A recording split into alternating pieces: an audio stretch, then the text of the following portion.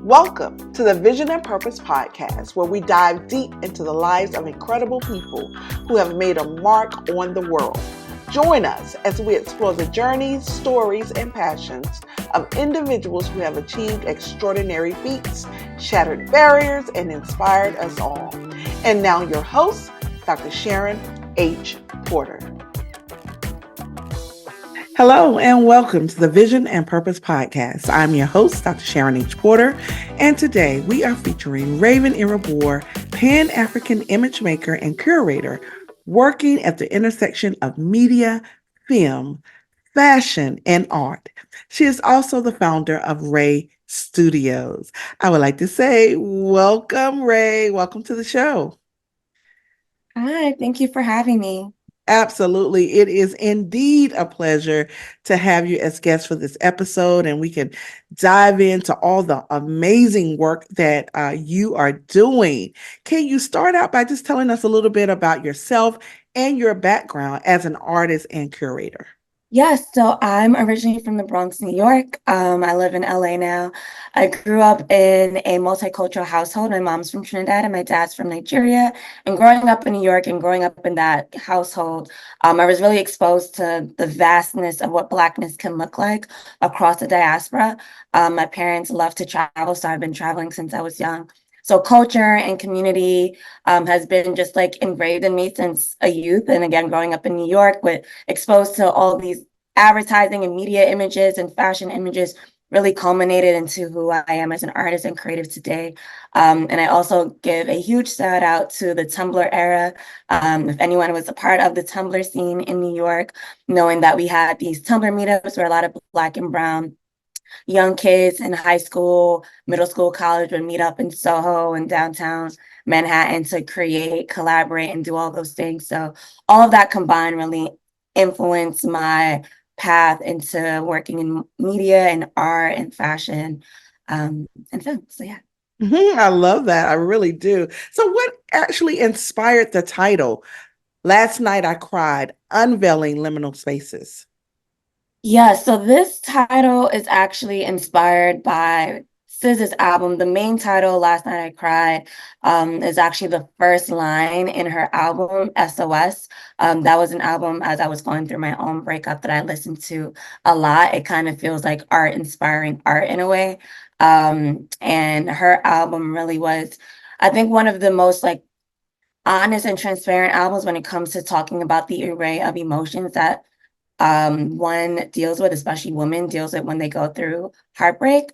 And one of the emotions that she really leaned in on in the album was anger, which was an emotion that I did not expect to have. But as I've talked to other women in the development of the exhibition, realized that anger is like a big part of the heartbreak experience. And once you release anger, that kind of allows you to open the doors for healing. So yeah, the first line of the entire album, which she samples from a gospel song that was made in the 1970s, says Last Night I Cried. So I pulled that from there. And then Unveiling Liminal Spaces really explores the idea of luminosity, which is like the gap between what was and what's now. And as we're on our healing journey from dealing with breakups, you're kind of in this in-between space of time where you are like where you were in like the gut and the deep emotions of the breakup. And then as you go on your healing journey, you may cry like 3 days later, and then you may be good a week later, and you may cry again a month later. And it's like the ebbs and flows of healing. So really playing and exploring what does that like that gap between what was and what's now, what does it mean to cry last night versus today, and those nuances between time. Wow. And I love the fact that you pull out the anger part of that. I think that's always, especially in a breakup, we tend to skip over that, Yeah, because that's a large part of the emotion of that. yeah. And so it's good to hear that you capture that through your work. I love that. In addition to those things, what are some of the other main themes and messages that you truly aim to convey through this exhibition? I really wanted the exhibition to operate as a healing space for women and women of color who've gone through breakups. So the main intention was to use my personal experience with heartbreak to create this space of healing. And with that, we partnered with a nonprofit, She Recovers, and we donated a percentage of the proceeds that we raised to that nonprofit to help women and women of color with mental health resources and self-recovery resources. Because when I was going through my breakup, I had access to free therapy through the job that I was working at that time. And I just know that that's not something, one, that many people in general have access to.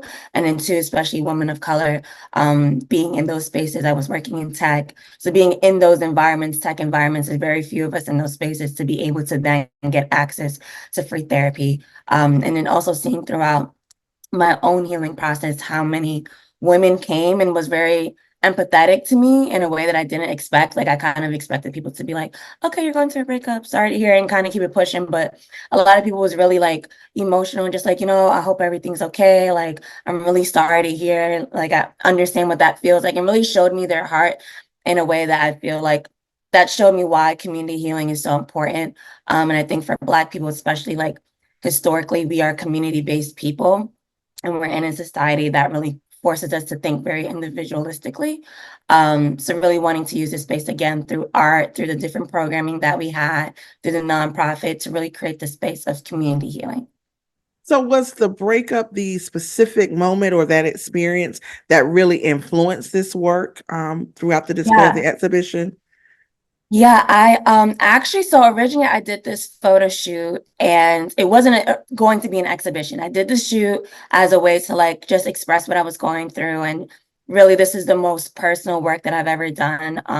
Really authentic, very cathartic work. So yeah, did the photo shoot, and the intention was to like submit it to a couple fashion magazines, different magazines, to do like an editorial write-up.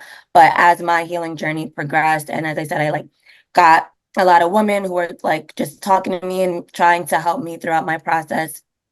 Just realized that this is something that's bigger than me, and this is something that everyone goes through, but there's a lot of shame around heartbreak. It's not something that's normalized in like daily conversation. So from there, wanting to like just expand it and take it from just a photo shoot to a full-on exhibition. Wow, that I think I commend you first of all for that because it had to be some level of difficulty to be so vulnerable and to be so open with the hurt that you felt, I would imagine. Yeah, and for this shoot, it was the first time I worked with a somatic intimacy consultant. And that was such a beautiful practice because she really helped me the days leading up to the shoot to really center my emotions. She gave me this book called The Atlas of the Heart by Brene Brown. And that book actually also had a large impact on the exhibition. We actually had a quote displayed on the wall from the book. Mm, Um, and that book really operates like an atlas, like essentially defines certain emotions so that we can kind of like guide our emotions and really have something to ground ourselves with. And I feel like sometimes when you get a word, it helps you really like identify what you're going through. So at the time, I didn't really like identify I was going through heartbreak, even though it seems like wow. obvious. But I didn't identify it until I read the chapter on heartbreak. And I was like, Wow. this is what I'm experiencing. This is what I'm going through. All the anger, sadness, grief, loss, all those feelings ladder up to heartbreak. So she gave me that book. We kind of like meditated on what that meant for me. She created this playlist. I have a background in dance and she's also a dancer. Oh, So wow. she gave me this playlist to like meditate on. And then on set, essentially her role was to kind of like get me to go there with the emotions, but not too much where I'm like boo-hooing and like ruining my makeup Right. constantly. Like just get me there right, enough so that I can convey the emotions and the images. I can move my body to the songs and like almost kind of like contemporary dance to like some of the words she was saying from the book along with the music that was playing. So that was really, really emotional because I've never had someone I just met her, honestly. I met her and I was like, wait, actually I'm like doing this shoot. I think this could work based on like what you do. So it was the first time coming across a role like that in production that really cares about, excuse me, that really cares about the emotions and how we're showing up from an intimacy perspective on set. So that was really beautiful, but definitely again, really like Wow. vulnerable. I love that. I love that collaboration, almost on the spot collaboration. I Yeah, love yeah. that. So what makes Last Night I Cried Unveiling Limited Spaces an immersive exhibition? Like, can you share some of those interactive or sensory elements that were involved in this exhibition? Yeah, so other than my work, there are works by three other artists. One of the artists' name is Sarah, who's a New York City-based artist. She's a musician and a multidisciplinary artist. And what I wanted to do, because my main medium is film, and I know how much score and music adds to a film, I really wanted to create essentially a custom score for the exhibition. And my intention was usually when you go to a gallery or museum, you look at the work really passively and you don't really like, you're just like, oh, this is a really cool painting, and you kind of like walk away. But you're really not diving deep into the emotions or just like the messaging of what that painting is trying to convey. And I believe music as a medium really allows people to kind of take it there with the emotions. So we created this custom score, and the intention was when you get into the exhibition, you scan a QR code and you have access to the music that Sarah made. And I encourage people to bring headphones. If they didn't, they can listen to the music on their phone speaker. And they walk through the exhibition space to really kind of like use the music to create the storyline of the emotions. So you can see the ebbs and flows of the healing art, because it wasn't like, oh, she's like sad and like now she's happy. We showed the ebbs and flows of what healing looks like, not only through the order of the photography, but through the music as well. The music really did a great job of like, showcasing those ebbs and flows. So that was like I would say the main level of immersion that allowed people to really like dive deep outside of just Mm. looking at the work. And then in addition, we had an installation piece by this artist, Tatiana Noel, who's based in LA. And her piece really leaned into the call and response practices of the African diaspora. So as people looked at my work, they eventually went to this other area of the gallery where they interacted with her piece, and it caused people to, after reflecting on the emotions in my story, to reflect on their own story. And she had a prompt and a mirror. So they're literally looking at themselves as they respond to this prompt. And it asks people to really reflect on when was the last time they cried. And they left a note behind into this like box, kind of like leaving their hurt and their feelings and their, the pain behind as they enter this new phase in their healing journey. And the last immersive piece was a short film. And the idea was that, for me, I love the juxtaposition of photography and film. I think photography creates this really like reflective, nostalgic environment, while film can be very like conversational and inclusive. So the film interviewed various women from different age groups and different backgrounds to really show that like heartbreak happens to everyone. So when they walked into this film room, it was like a three-panel film room, and they really got to immerse themselves into the conversation. And it was very like it had specific lighting. It was like a whole other world dedicated to the film. So yeah. Wow, it really sounds like it was an actual healing journey for the audience as well. Yeah, that was the absolute intention. And Yeah. I'm so grateful that actually like cultivated that for people. Like people, I've had great conversation with people who came to the exhibition, and we talked about their own healing journey. And we talked to a woman who recently gone through a divorce, a woman that came back from London, and she had this breakup in London and was just kind of roaming the streets of London trying to figure herself out, and just happened to stumble upon this exhibition, Wow. and that helped her with her healing journey. A guy friend of mine was there, and he talked about his own breakup and like never really took an opportunity to see like how it would impact from a woman's perspective. So it really had people crying. I had friends who, one of the women in the film, they talked about how their father died. So there was people who also was experiencing grief and breakup at the same time that related to that woman's story, and, cried while watching the film. So definitely, I'm just so grateful that like the intention that I wanted when it came to creating a space of healing actually occurred. Yeah, and that's what it sounds like, that those immersive elements really impacted the audience, and really evoked that emotional response. And if that's what you were going for, kudos to you. Because it sounds like you nailed it. Thank you. Yeah. Absolutely. Now, are there any particular artworks or installations within the exhibition that were significant for you? Could you talk about that? Yeah, I think the most significant, I guess, not only for me, but what I noticed that people really resonated with was the film. Um, and I think it's because when you looked at the photography, you're really seeing me and my story. So it's very like me centric. And the intention was of the film was to really remove the narrative away from myself and to decenter me and to include other women. So I think when people got a chance to really hear the perspectives of different women, a woman who's gone through um, a breakup for the last 10 years, just on and off with this person for the last 10 years and how that's impacted them. Another woman who, like I said, lost their father, but also was going through a breakup with someone who was like an alcoholic. Um, Another woman who was married for like 20 years, they have kids and had to leave her husband because he was also an alcoholic and just had like, just wasn't creating a great environment for the family.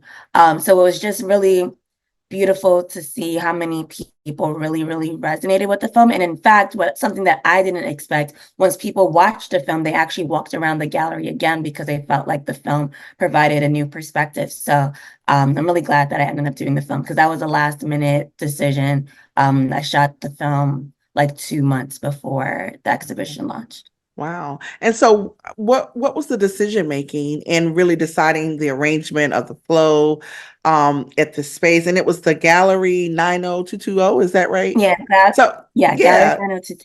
yeah. So how Um, was that decided?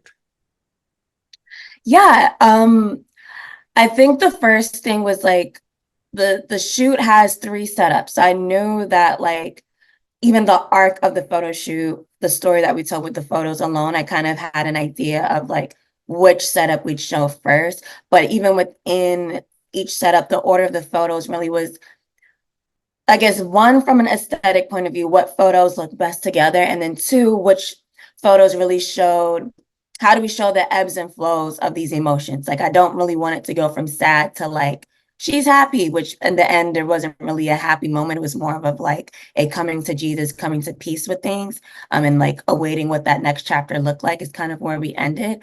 But really, as I said, like the aesthetic, what photos look well together, and then how do we show the ebbs and flows, the roller coaster ride of this healing journey from the photography standpoint. And then from the other pieces, I knew that for the music, that needed to be one of the first art piece because that allowed people, once they came into the exhibition, they knew that they needed to scan this QR code in order to have access and really immerse themselves. So we had that first, and then people walked through the space, saw the photography. Once we got to the other side of the gallery, I knew on the other side I wanted to have Tatiana's piece because I felt like, again, like as you went through my emotions, coming across her piece allowed you to like literally reflect on yourself because it's a mirror installation piece. And then the film room was a room that I kind of built with my installer because the gallery doesn't like actually have a film room. They just had this extra room. And again, with my film background, just understanding how lighting works and just like how to really set a mood, I knew that I wanted that room to be like totally isolated, a totally different experience. So we set up this like three-paneled installation.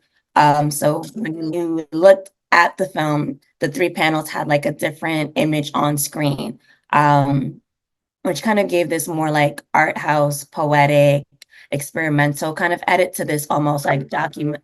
The three panels really allowed for this experimental creative approach to this docu style film, which was really nice. And it creates this really unique experience because if I showed it online, you wouldn't really have the same viewing experience as the people who saw it in person. So yeah, that's kind of like the approach to like the setup. Okay, great. And we've talked a lot about the exhibit itself, but let's talk about you actually getting this whole project together, like actually curating the exhibition.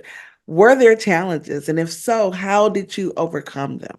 Yeah, the biggest challenge was um funding. When I started working on this exhibition, I was working. And with all the media and tech layoffs and budget cuts, I ended up basically my contract getting cut.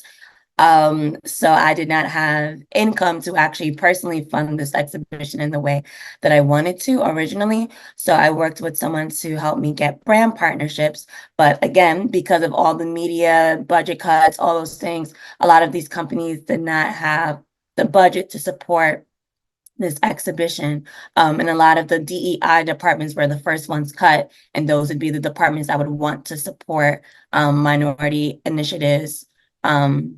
So funding was a really, really hard part of it. I ended up self-funding it, which took a toll on my finances. So, but it was worth it in the end. I'm a person that believes in investing in your art, investing in your craft.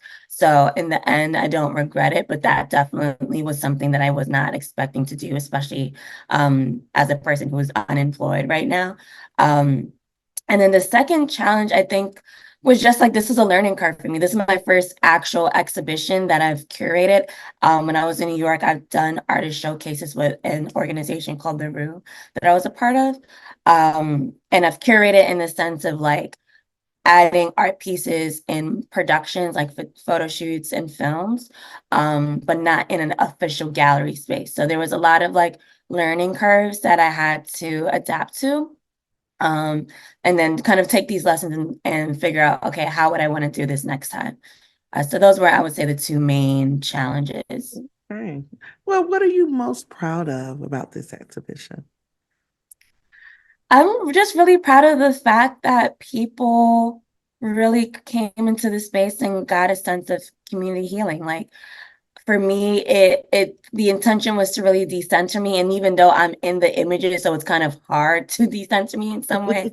I'm just happy that people really like it really impacted them and brought them to another space in their own healing journey. Even the woman that I interviewed for the film, just like where they've transitioned since then and how it's helped them. We took like these beautiful headshots, and one of the women was like, I'm using this for my dating profile for a dating app, just like different things like that that help them. And the conversations that I've had with people in the different programming, like we had our artist talk, and then we had another panel that was about how to use art as a healing modality, with different like incredible women who work in different sectors at the intersection of art and wellness. We had like a mindfulness artist, we had like a self-portrait artist, another photographer. Then we had another programming that was a sound bath and healing circle. So we had a sound bath lead essentially just create this healing environment, this meditative environment for women. And then we also had a curatorial walkthrough with the Women of Black Girls in Art Spaces, which is an incredible organization that really cultivates community throughout the US and I believe internationally for Black women who are interested in the art industry. So we had a beautiful walkthrough and then like a sit down circle where different women came from all backgrounds. One woman was studying psychology. I think we had a writer. One of the women was the one that recently had a divorce. It was nice to just like have these spaces for organic conversation throughout the exhibition, that really just helped people. Like for me, it was like, okay, we have the work on the walls, that's great, but how can we do the actual like hard work, which is like creating this impact? Because it's again, like the art is meant to help create healing and conversation. Like it's not just about the art. I love that. And do you often use your modeling experience in conjunction with your art? Yeah, it's weird because I'm like, in some ways, a lot of my work feels like a self-portrait practice, even though I'm not the photographer. And I say that because I tend to be the subject in a lot of my work that I do. Um, like kind of utilizing myself as my own muse in a way. So yeah, and a lot of my modeling experience is seen through my own personal work. And I Yeah. think my dance background, it's great to see how I can transition from being a dancer into this Wow. space.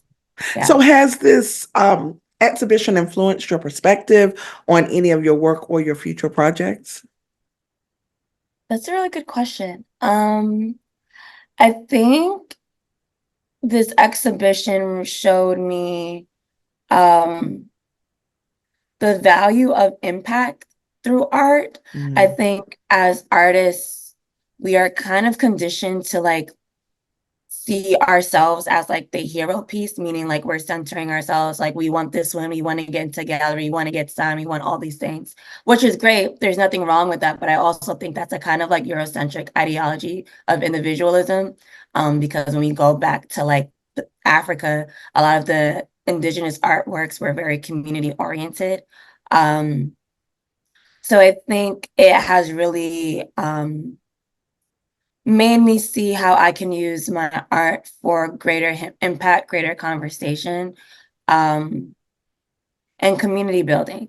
Even though, again, there's still elements of like, I want these accolades and I want to achieve these things, Right. you know, Of it's course. great too, yeah. But yeah, definitely seeing how art truly, again, can be a healing modality and like can create um, conversations and normalize things that tend to be things that we're ashamed about. And even this exhibition was like unexpectedly like a healing space for me too. Like I was so Yeah. focused on helping other people that I didn't think that it would trigger my own like issues with my breakup that I had. I didn't think I'd be like revisiting emotions. Um, but it was interesting to kind of have that happen to me as well. So yeah. Yeah. So what's next for you? Next, I'm moving back to New York City, which I'm really excited about. I'm excited to Okay. be in a space where I can kind of take like my artistic practice to a different level, which is exciting, and kind of get back into more of like the fashion and art and film intersection. I think in LA, which has been, I've been here for almost 6 years and Wow. it's been an incredible time, but I feel like I want to like get back into the hustle and bustle, also get back to the community and family. Like I moved out here and I don't have any family in LA. Mhm. Me and my friend moved out here together and it's been beautiful, but one of the women who was in the Black Girls in Art Spaces, um, I'm a person that like I'm very hands-on with everything that I do and I know my intention for everything that I'm doing. So because of that, I don't tend to like enjoy when people interpret my work for something I didn't intend for it to communicate. Mhm. Uh, but she had such a beautiful interpretation of one of the first set of images and she was like that the images have chairs. They have these empty chairs, and I'm kind of like posing in between these chairs. And she said that for her, it represented when you're in a relationship, you build this community. You and your partner have friends together. You go to these events together, and their friends become your friends and things like that. But when the breakup happens, it kind of feels like it's just these empty chairs, Yes. and that community is gone. So that's also something that I've had to grapple with. It's like adapting to LA, which took like 2, 3 years to adapt, and getting into this relationship. And it's like, okay, I have this community. And then the relationship is over. And it's like, okay, I don't have this community that I thought that I did, or Mm. my community is shifting. Um, so kind of all that's culminated that's like, okay, I want to go back home. I want to be with my community, my people. And I'm grateful for the community that I do have here that has supported me in my artistic practice. But yeah, when she said that, I was like, yeah, like you do feel like the empty chairs of the Empty people chairs. Wow. that you had in your life that's now gone because that person is no longer in your life. Wow. That's deep, actually. Wow. Yeah, yeah. I was like, girl, you hit it on the Right. nose. Oh my God. Well, Raven, this has been so amazing. And I know the exhibition was just amazing. I think it was, how long was it there at the So three studio? weeks at Gallery 90220, and then my Yes. goal is to actually bring it to New York. I'm not sure Oh, when that I would want be to. amazing. Yeah. Yeah, yeah, Yeah. yeah. I truly thank you for coming and just sharing, giving us a glimpse of the Mhm. exhibition. So please share with our viewers and our listeners where they can contact you, where they can connect and follow you, and just stay abreast of all of your updates. Yeah, you can follow me at Raven Charisse on Instagram. That's RavenCherisse. You can follow my creative studios, Ray Studios. We offer creative direction, directing, content strategy services. That's around culture and community. And our Instagram is at @RayStudios_. And then you can check out my work at www.ravenirabor.com. Awesome. Well, again, I just want to say thank you for being our guest today. I want to thank you just for your commitment to the arts. I love it. So thank you. And to our viewers and our listeners, we thank you as well. We thank you for coming on this journey with us to explore our guests' vision and purpose. Your vision is the compass guiding you through life, and your purpose is the fuel that propels you forward. Keep dreaming, keep believing, and keep pursuing your purpose. Every step you take brings you closer to the fulfillment of that purpose. I am your host, Dr. Sharon H. Porter, and until next time, live life with vision and purpose. Thank you for joining another episode of Vision and Purpose Podcast. Please share, like, and subscribe. Please join us every Thursday at 5 p.m. Eastern Time.